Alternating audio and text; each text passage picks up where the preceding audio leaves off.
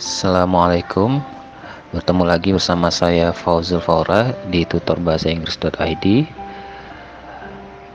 Untuk topik pembahasan kali ini saya akan membahas tentang kata kerja, di mana kata kerja ini sangat berperan penting untuk membuat kalimat di dalam bahasa Inggris karena berfungsi sebagai predikat di dalam kalimat bahasa Inggris. Baik, kita mulai untuk pembahasan di video kali ini.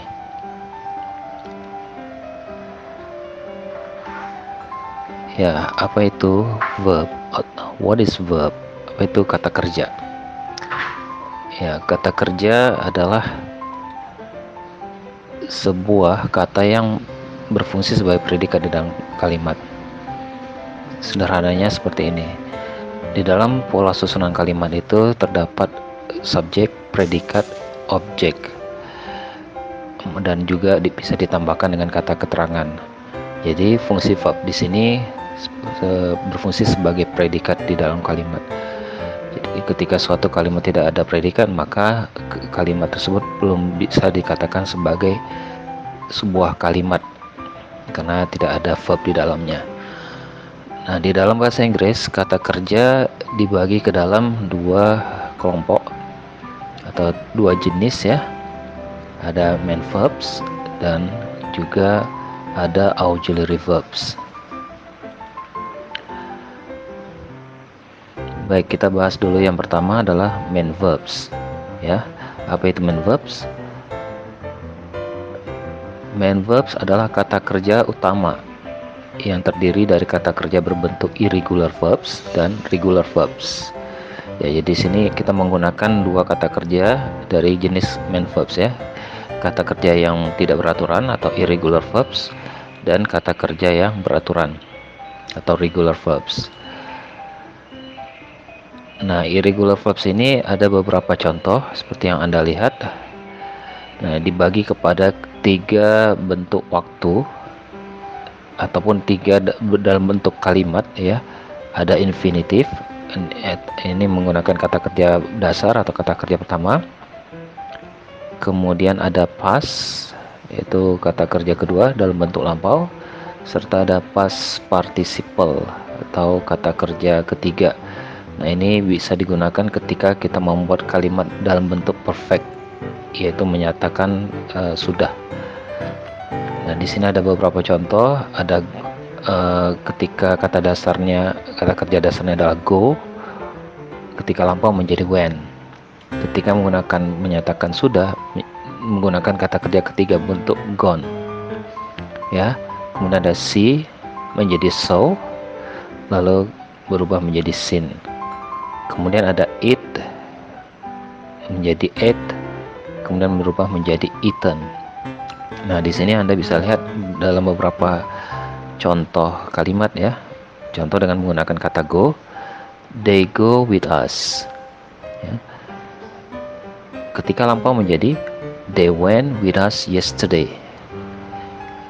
Ketika menyatakan sudah menjadi they have gone with us. Nah, di sini pada kalimat pertama dengan menggunakan kata kerja dasar they go with us, mereka pergi dengan kami.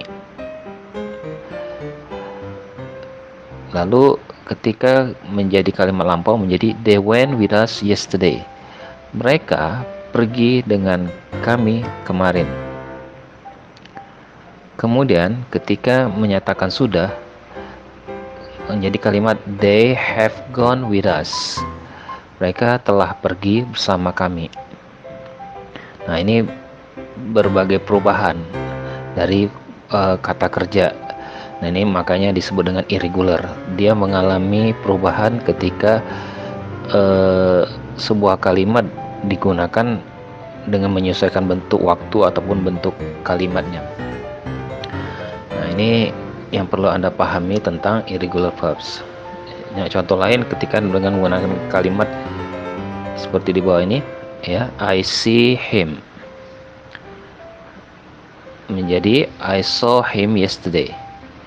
Kemudian menjadi lagi I have seen him.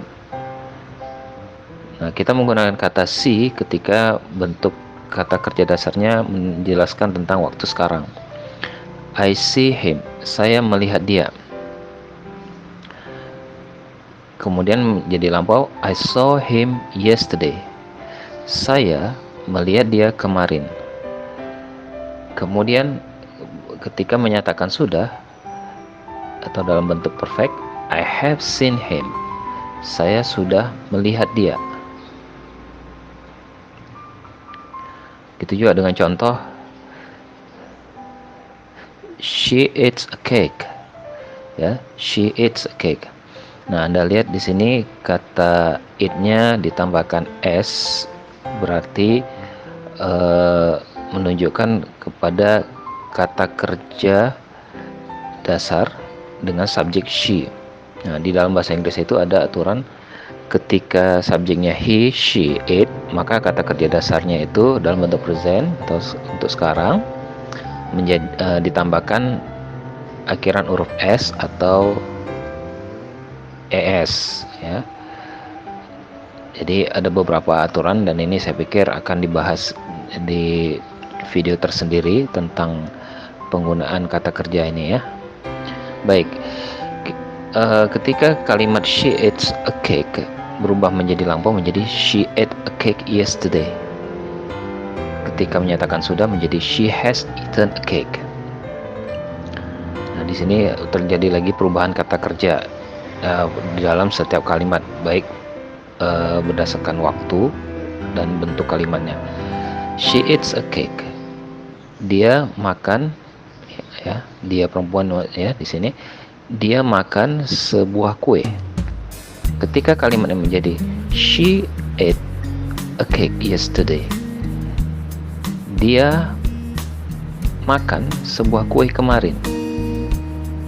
Lalu ketika perfect menjadi she has eaten a cake, dia telah makan sebuah kue. Nah, disinilah perubahan kata kerja yang disesuaikan dengan bentuk waktu dan bentuk kalimat yang digunakan. Nah, inilah fungsi dari irregular verbs. Untuk bisa tahu perubahan-perubahan ini dan bisa menguasai, diperlukan latihan yang sering agar bisa terampil dalam menggunakan irregular verbs yang disesuaikan dengan bentuk waktunya dan bentuk kalimatnya. Baik, saya lanjutkan. Berikutnya ada regular verbs. Nah, regular verbs ini adalah kata kerja beraturan. Nah, kata kerja beraturan di sini maksudnya adalah kata kerja yang dia tidak mengalami perubahan drastis pada kata kerjanya. Berbeda seperti irregular tadi, kita bisa lihat bahwa perubahan kata baik tulisan maupun bunyinya berbeda pada irregular verbs. Sementara pada regular verbs ini tidak mengalami perubahan kata kerja drastis atau mendasar, ya. Umumnya ditambahkan dengan akhiran ed setelah kata kerjanya. Contoh, play menjadi played, ya. Kemudian dibentuk perfectnya juga menjadi played. Tetapi kadang kata played ini juga bisa disebut dengan played, ya. Di dalam tulisan dia harus dalam bentuk ed, played. Kemudian ada reserve, ya, memesan di sini. Kemudian ada reserve, ya, reserved, dan ada reserved, ya. Kemudian ada book, kemudian ada book, ada book. Nah, di sini book di sini sebagai kata kerja artinya memesan, ya. Walaupun kita tahu dia dalam arti benda, book itu adalah buku, tetapi di dalam bahasa Inggris sebuah kata itu bisa berupa kata benda, juga bisa berupa kata kerja. Nah, book adalah salah satu contohnya. Book di sini adalah memesan, ya. Book, booked, book. Nah, di sini kita lihat contoh, ya. They play with us. Mereka bermain dengan kita.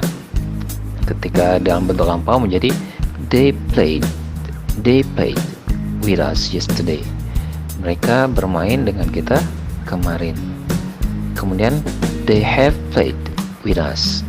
Mereka telah bermain dengan kita. Nah, jadi perbedaannya adalah pada saat Anda membentuk kalimat lampau, kata kerjanya harus dalam bentuk akhiran id. Ketika dalam bentuk perfect atau menyatakan sudah, kata kerjanya juga harus dalam bentuk akhiran id dan ditambahkan kata have sebelumnya, ya, atau has sebelumnya. Nah, ini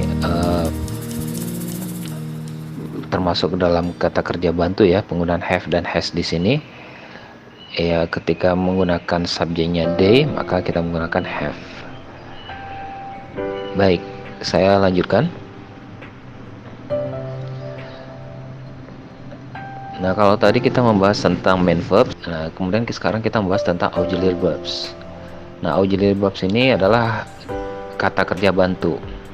Nah, maksud kata kerja bantu di sini berfungsi sebagai kata kerja bantu untuk kalimat dalam bentuk nominal sentence. Nominal sentence itu adalah sebuah kalimat yang sifatnya bukan kata kerja. Tapi juga terkadang auxiliary verbs ini bisa dipakai di dalam kata kerja yang sifatnya kalimat menunjukkan perbuatan. Ya. Selain itu, kata kerja jenis ini berfungsi sebagai kata kerja bantu selain kata kerja utama dalam bentuk nominal dengan tenses tertentu. Nah, jadi sederhananya begini, auxiliary verb ini adalah kata kerja bantu selain kita menggunakan kata kerja utama di dalam kalimat. Ya, nanti akan dijelaskan secara lebih rinci ya pada pembahasan berikutnya di video yang lain tentang jenis kalimat. Ya, kemudian ada jenis auxiliary verbs. Nah, jenis auxiliary verbs itu ada beberapa. Yang pertama itu adalah menggunakan to be. To be di sini dalam bentuk sekarang ada is, am, are. Ya, is, am, are dalam bentuk sekarang. Rido is a student in a vocational high school. I am a student in a vocational high school. You are a student in a vocational high school. Nah, jadi is, am, are adalah to be-nya. Kemudian berikutnya adalah to be dalam bentuk past. Ada was, ada were. Rido was a student in a vocational high school. I was a student in a vocational high school. You were a student in a vocational high school. Nah, tadi bentuk to be yang present tadi berubah menjadi is menjadi was, am menjadi was, kemudian are menjadi were. Nah, kemudian ada auxiliary verbs lainnya yaitu menggunakan do dan does. Ini dalam bentuk present. Contoh kalimat Rido studies in a vocational high school. Ya, di sini menggunakan kata studies dari kata study karena subjeknya adalah Rido. Ya, ini mengalami perubahan. Berubah menjadi IES. Ya, dari kata Y dari huruf Y maksudnya berubah menjadi IES ya, karena subjeknya adalah Rido. Nah, ini dalam bentuk kalimat biasa. Ketika menyatakan tidak, Rido does not study in a vocational high school. Lalu ketika dalam kalimat bertanya menjadi does Rido study in vocational high school? Nah, jadi penggunaan kata does di sini membantu membuat kalimat menyatakan tidak serta kalimat bertanya. Oke, saya lanjutkan dalam bentuk lampaunya. Do, does tadi ketika lampau menjadi did. Contoh kalimat Rido studied in a vocational high school. Rido belajar, ya tadi belajar di sekolah kejuruan. Ketika menyatakan tidak, Rido did not study in a vocational high school. Rido tidak belajar, Rido tadi tidak belajar di sebuah sekolah kejuruan. Lalu ketika menyatakan bertanya, did Rido study in a vocational high school? apakah Ridho tadi belajar di sebuah sekolah kejuruan? Ya. Nah, itu jadi perbedaan penggunaan do, does itu berubah did ketika menjadi lampau. Kemudian berikutnya jenis auxiliary verbs adalah has dan have, ini dalam bentuk present. Contoh kalimat, Ridho has studied in a vocational high school. Ridho telah belajar di sekolah kejuruan, di sebuah sekolah kejuruan, ya. Ini kalimat biasanya, tetapi dengan menggunakan kata sudah, ya. Ridho has studied, Ridho telah belajar di sebuah sekolah kejuruan. Ketika menyatakan belum, Ridho has not studied in a vocational high school. Ridho belum belajar di sebuah sekolah kejuruan. Ketika bertanya menjadi has Ridho studied in a vocational high school? Sudahkah Ridho belajar di sebuah sekolah kejuruan?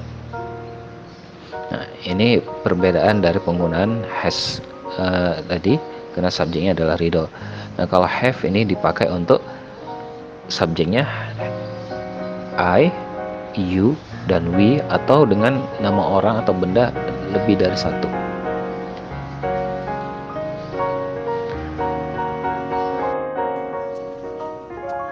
Baik, berikutnya ada had dari bentuk pas dari haves dan have.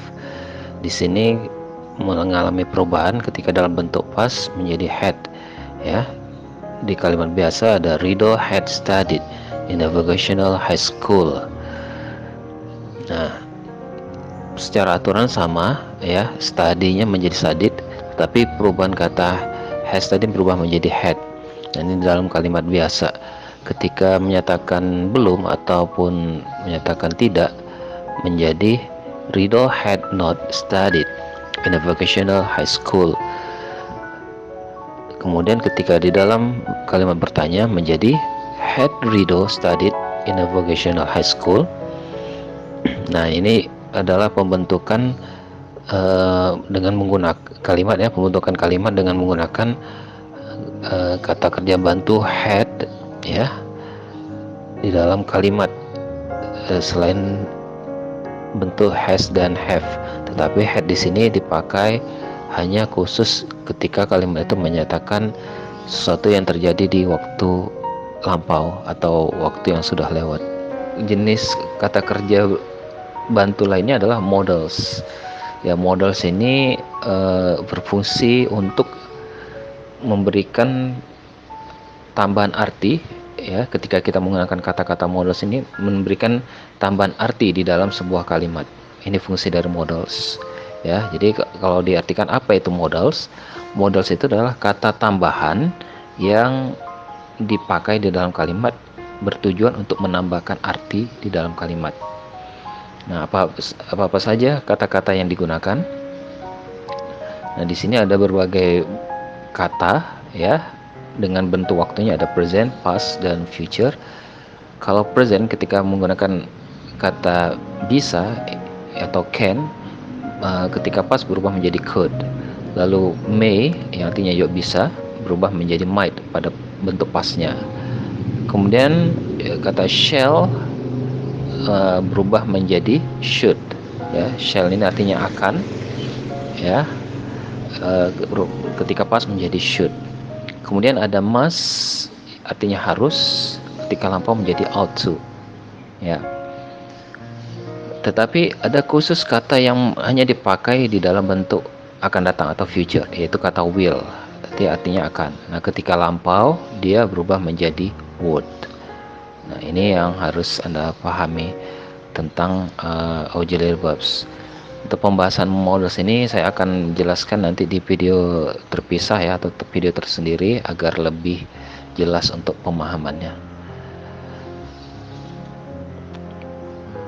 Baik, saya kira sampai di sini saja untuk materi tentang verbs ini, ya. Saya harap Anda bisa mengerti dan memahami tentang pembelajaran tentang kata kerja atau verbs di dalam kalimat bahasa Inggris.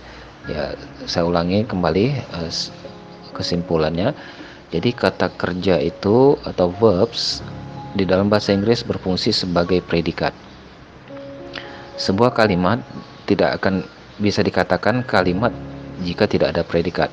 Nah, maka kita perlu menggunakan verbs di dalam kalimat bahasa Inggris. Ini poin pertama. Yang kedua, kata kerja itu di dalam bahasa Inggris memiliki dua jenis, yaitu untuk main verbs, kata kerja utama, dan yang kedua auxiliary verbs atau kata kerja bantu. Nah, main verbs ini terdiri dari kata kerja yang beraturan dan kata kerja tidak beraturan. Sementara kata kerja bantu itu terdiri dari bentuk be atau to be, ya. Kemudian ada bentuk do atau does serta did, ya. Kemudian ada bentuk have atau has atau juga had di dalam kalimat dengan menggunakan modal yang artinya bentuk perfect, di sini menyatakan sudah. Serta yang terakhir, kata kerja bantu itu menggunakan modals. Nah, modals tadi saya sudah jelaskan adalah kata yang digunakan untuk menambahkan arti di dalam kalimat. Nah, ini akan dijelaskan di dalam video terpisah, ya, tentang modals. Oke, saya harap Anda telah mengerti tentang penjelasan verbs ini. Nanti Anda bisa ulangi kembali jika Anda memang kurang mengerti, atau Anda bisa bertanya di kolom komentar yang telah disediakan. Baik, saya kira cukup hari ini, ya, untuk pembahasan kata kerja. Kita akan membahas lagi di video berikutnya tentang kata-kata lain yang termasuk di dalam part of speech di bahasa Inggris. Oke, see you then. Assalamualaikum warahmatullahi wabarakatuh. Bye bye.